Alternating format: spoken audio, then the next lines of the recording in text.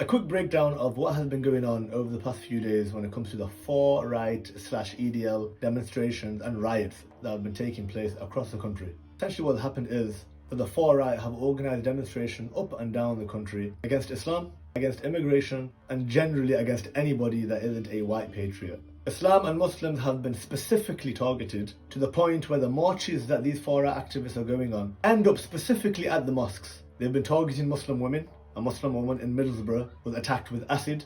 Quick warning, there's people going around in cars, white lads, and they've got acid in bags and they're throwing it out of windows at Muslim women. They've been beating up anyone of brown and black skin. They've even been attacking the police. They put a police station on fire. They put a police van on fire.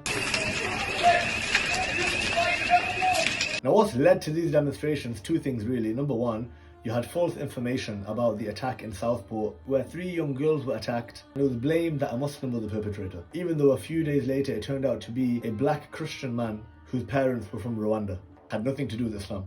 Now why has this all happened? What has led to the far-right organising these riots across the country? A few different reasons. Number one, there is a government agenda which has been pushed by the media and the politicians to blame Muslims and migrants for the problems, the crimes, even the economic difficulty that people are facing within the UK. And more interestingly, if you look at the people who are leading these kind of riots, the likes of Tommy Robinson, Katie Hopkins, Paul Golding, Talk TV, many if not all of these are funded by the Zionist lobby. They are funded by Zionists. Over the past few months what has happened is that the Zionist camp has realised that they cannot get traction. They are unable to get numbers for the Zionist cause, whatever that means. Instead of using the Zionist camp to protest and fuel hatred against Muslims, they have found that it's much more efficient for them to use the far-right camp. Members, Rotherham guys. They can get more numbers that way, they can get more traction. It's more what you can call organic and grassroots. And so they are funding, supporting and putting forward the likes of Tommy Robinson and co to fuel these kind of demonstrations and riots across the country. And this is exactly what we've seen. It acts as a distraction from what's happening in Palestine, and it also acts as a way of baiting in the Muslim community.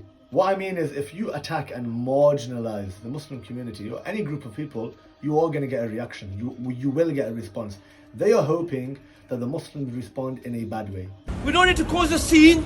We walk down, show force that we protect Blackburn. We're not having thugs and hooligans come around our town and causing trouble. They are hoping that the Muslims respond in such a way that they incriminate themselves and then add fuel to the fire, which gives the media and the far-right more excuses as to why being against Islam is actually legitimized. Not only that, those people who are on the fence, those people who are neutral from amongst the UK population, they will switch sides. They will say, actually, you know what? These Muslims are troublemakers. These Muslims have been causing problems in our country, and therefore I actually side with the likes of Reform and the far-right. I personally am proud of the way that the Muslims have responded so far. Muslims in Blackburn, Muslims in Stoke,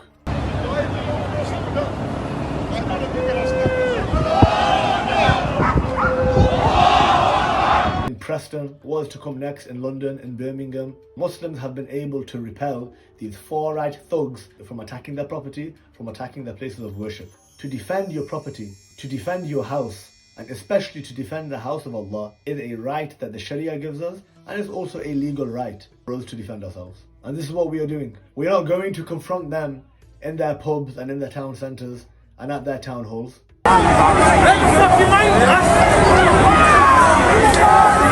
not looking to confront them at all. But if they begin to try and step onto our mosques and attack and vandalise our property and our communities, then most definitely we have a right to defend ourselves. This is exactly what the Muslims have showcased across the country so far. We as Muslims need to stay vigilant. These people will attack our mosques, they will attack our women, and we must be prepared to react and defend in a way which doesn't cause more trouble but sends the message home. We, the Muslim community, are no pushover community. We will defend ourselves, and we will not allow these thugs to vandalise our property and to attack our people.